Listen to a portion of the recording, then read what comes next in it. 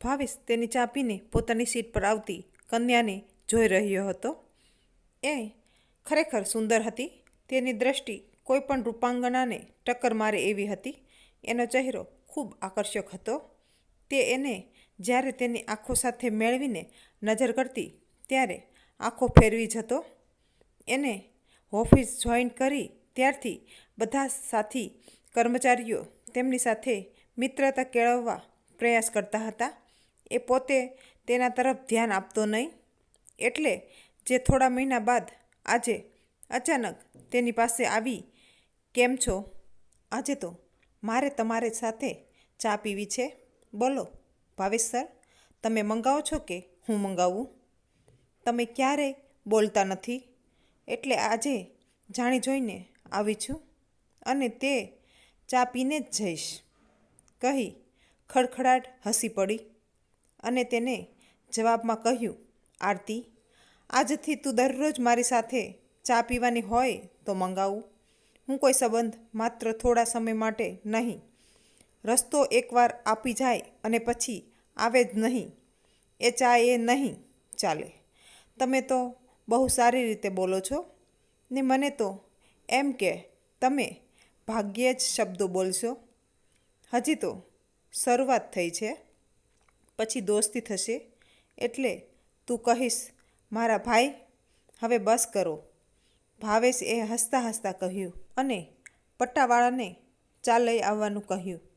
થોડી વારમાં જ આવતા બંને વાતો કરતાં કરતાં ચા પીધી. બાદમાં થેન્ક યુ કહીને ગઈ.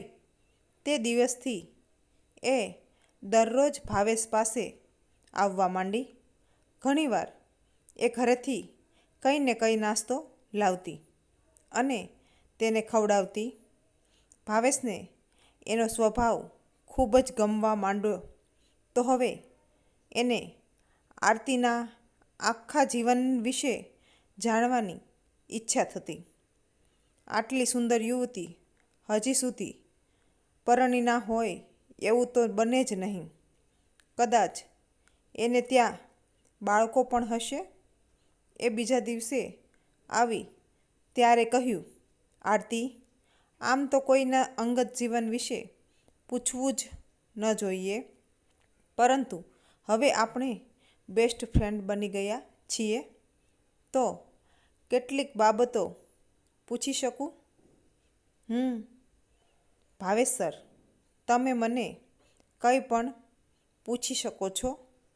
એ માટે પૂછવાનું ન હોય, આરતીએ ગંભીરતાથી કહ્યું. પહેલાં તો તું મને સર કહેવાનું છોડ અને મને કહે, તારા મેરેજ થઈ ગયા છે? તારે બાળકો છે?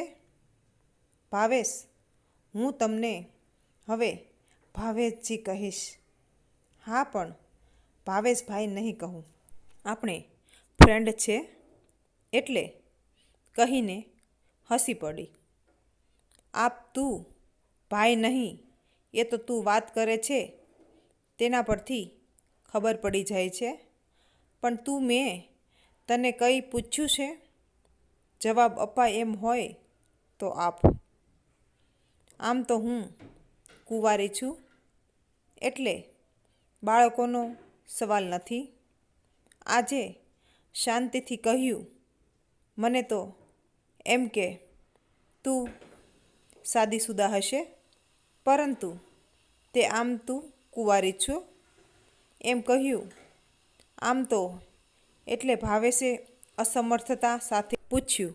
વાહ, વાત બહુ લાંબી છે. હું કોલેજમાં હતી ત્યારે મારે અલ્પેશ સાથે ફ્રેન્ડશિપ થઈ ગઈ હતી. અમે બંને ખૂબ સાથે રહ્યા, ફર્યા, મોજ કરી અને ફ્રેન્ડશિપ પ્રેમમાં પરિણમી. અમે પછી તો પતિ પત્નીની જેમ રહેવા માંડ્યા હતા. અમે મેરેજ કરવાનું નક્કી કર્યું હતું. કુદરતને અમે એક થઈએ એ મંજૂર નહોતું. અલ્પેશના પરિવારે એક છોકરી સાથે પરણાવી દીધો. એણે એ ખૂબ વિરોધ કર્યો, પરંતુ મમ્મીની જીદ આગળ કંઈ નથી. એ તેના ખાતર બીજું કોઈ પગલું ભરે એમ કરી શકે એમ નહોતો. અને કમને પરિસ્થિતિ સર્જાતા મારે સમજ્યા વિના છૂટકો નહોતો. ભાગીને મેરેજ કરવાથી તેની મમ્મી આપઘાત કરે એવી શક્યતા હોવાથી બીજું કાંઈ થઈ શકે એમ નહોતું. પરિવારને દુઃખી કરીને અમે સુખી થવા માંગતા નહોતા. કહેતા એની આંખોમાંથી આંસુ ટપકવા માંડ્યા, પણ તરત જ તે સ્વસ્થ થઈ હતી અને બોલી, ભાવેશ, હવે આમ તો એમ જ કહું ને કંકુ. આરતી, સોરી, મારે તને આ બધું પૂછવું જોઈતું ન હતું. ભાવેશ એના સ્વરે કહ્યું કે જો કે એમાં તમે કંઈ જ નથી કર્યું. આપણે મિત્રો છીએ તો એકબીજાને અંગત બાબત પૂછી શકીએ છીએ. હવે સાંભળો, અલ્પેશના મેરેજ થઈ ગયા બાદ હું ખૂબ જ નાસીપાસ થઈ ગઈ હતી. હું એકલી રહેવા માંડી. કોઈ જિંદગીમાં કોઈ રસ જ ન રહ્યો. પરંતુ અચાનક મારા પપ્પાનું નિધન થતાં મને મારા અંગત દુઃખને વિચારી લેવું પડ્યું. નોકરી કરવી જરૂરી હતી એટલે મેં મારી જાતને સમજાવી ને ખુદમાં પરિવર્તન લાવી દીધું. મેં એક નોકરી શોધી અને બસ જીવન હસી ખુશીમાં જ વિતાવવા માંડી. પછી અમને અહીં સારો ચાન્સ મળતા આવી ગઈ. મહિનામાં મને ખબર પડી ગઈ કે આટલો મોટો માણસ આમ કેમ એકલો રહેતો હશે. ખૂબ વિચાર્યું, કદાચ મારા જેવી જ પરિસ્થિતિમાંથી પસાર થયો હશે. એમ લાગે તમારી સાથે ચા પીવાનું શરૂ કર્યું અને આપણે મિત્ર બની ગયા.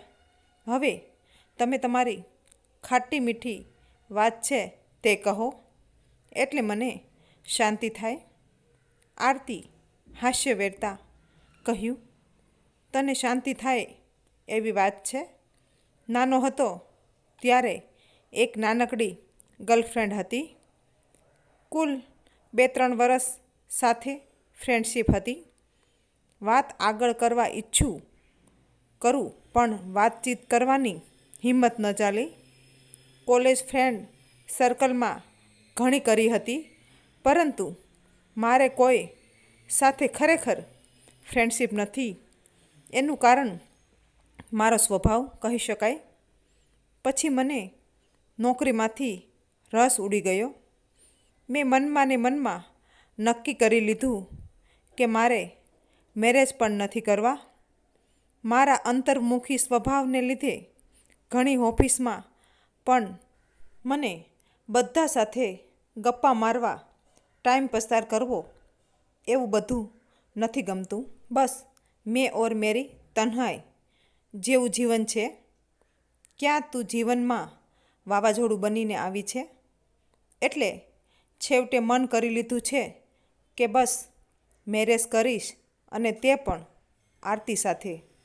બોલ, છે મંજૂર? કહીએ ખડખડાટ હસી પડ્યો. થોડી ક્ષણો તો તે સ્તબ્ધ થઈ ગઈ અને પછી બોલી, પણ મને ખબર જ હતી કે તમે આમ જ કરશો, પરંતુ આટલું જલ્દી કહેશો એવું નહોતું લાગતું. તમારા જેવા માણસોને ના પાડવાનો સવાલ જ નથી. કહી એ બધા જુએ તેમ રીતસર ભેટી પડી.